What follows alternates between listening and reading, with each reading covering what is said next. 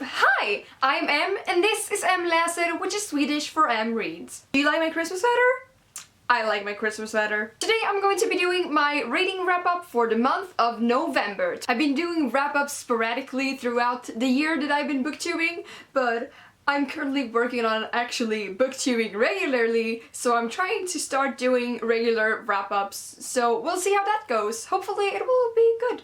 Anyway, today I'm going to be sharing with you all what I read during November this year. Now, my reading month started out great. Like, I read a shit ton of things during the first 2 weeks or so, but then it just flat out dropped. I think the reason for that is because I started watching Daredevil on Netflix and then I watched Jessica Jones on Netflix, so I binged watched those two and reading just wasn't a priority anymore at that time, and I've kind of been slumping-ish. It's not really that I've not been in the mood to read, it's just that I haven't really found myself the time to read, so therefore I've been slumping a bit, but hopefully December will be a bit better. But I did manage to read 5 things during the month, so that's pretty good. The first 2 books that I finished this month were Odins Barn and Röta, both by Siri Petterson. These are the first 2 books in a Norwegian fantasy trilogy. I did a joint review for these 2 books that I posted in the same video, and that video is unfortunately in Swedish, so if you don't speak Swedish,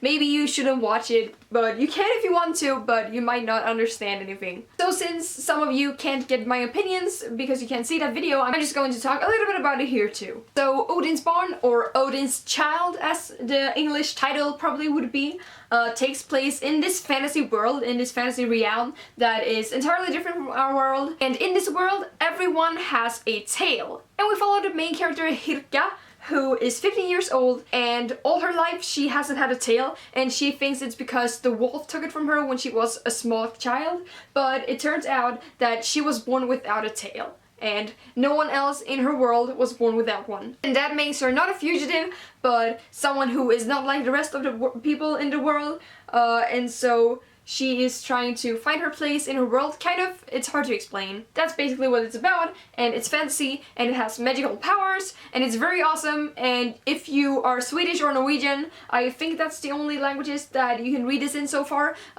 If you live in any of those 2 countries, you should check this book out. It's really good. Bear in mind that the first book is very, very slow though. It took me about 200 pages to get into this. When I first started reading it, I did not like it at all because I had such a hard time getting into the world. It took me a couple of months to get into it, but once I did, it was glorious. So I gave this first book 4 out of 5 stars, I believe. And the second book was just even better. I gave it a 4.75 out of 5 stars. It was amazing, guys. It was brilliant. I loved it a lot. The next thing that I read, I listened to on audiobook, and that was George by Alex Gino. It is a contemporary middle grade novel set in the modern United States of America, and we follow the main character George, who is 11 years old, she's in 4th grade, and her school is about to put up a production of Charlotte's Web. And of course, George, along with most of the other girls, wants to play Charlotte. There is just one tiny problem. Everyone around George, including her mom and her best friend, think that she is in fact a boy.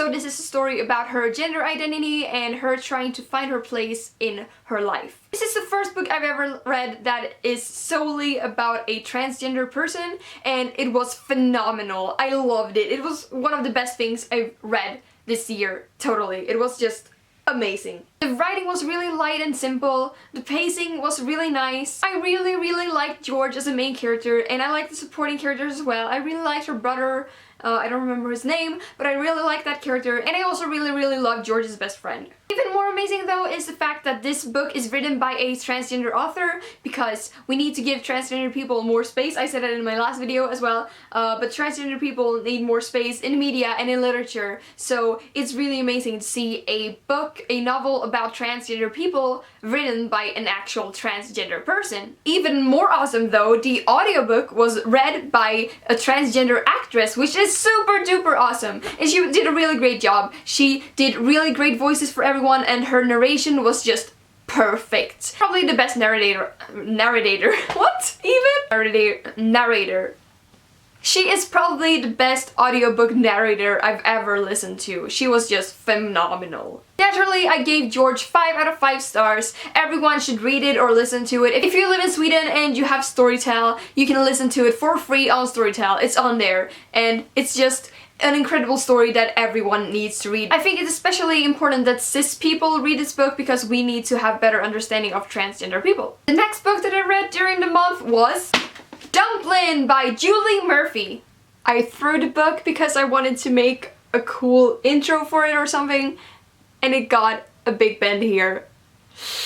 I got this book in my latest Outcrate. I haven't been doing Outcrate since September because of money issues, because shipping for Outcrate to Sweden is just so expensive. Anyway, I got this in the Outcrate and it was just the best thing that I could have gotten because I loved it so much. So in this book we follow the main character Willow Dean, who is a self-proclaimed fat girl. She has a big body and she is not afraid to show it, and she just thinks that all the negativity that people with bigger bodies get is just unnecessary, and she loves herself, which is really awesome. She starts to get a lower self-confidence and she feels like she is too ugly to be together with this boy, and her body identity just changes. So this is kind of her coming of age story, trying to deal with her body negativity and trying to find her way back to being positive about her body. And she also ends up joining her town's annual beauty pageant, and yeah, that's basically what the story is about. I loved it, partly because it was just a cute fluffy contemporary, but it had some deeper themes as well, even though it was cute and fluffy.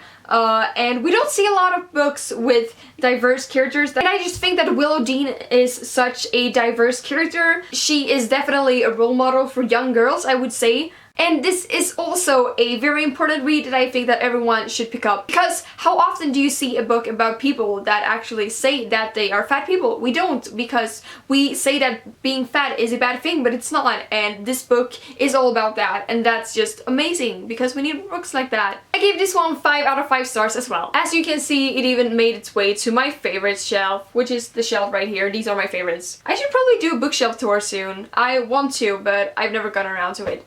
Anyway, the last thing that I finished in November is another book that is on my favorite shelf, and it's standing right behind me. It is Ja, jag har mens så, or Yes, I'm on my period, Why Are You Curious by Clara Henry. So I read this book in October, but it was on Storytel, and Clara Henry does the audiobook, so I actually listened to the audiobook despite having read it just the month before. And it was just as amazing this time around as the first time around. Oh, some background story on this. This book is written by a Swedish YouTuber. She is the 3rd biggest Swedish YouTuber, second only to I Just Want to Be Cool and fucking PewDiePie. I mean, no one is more famous on YouTube than PewDiePie, and he's Swedish!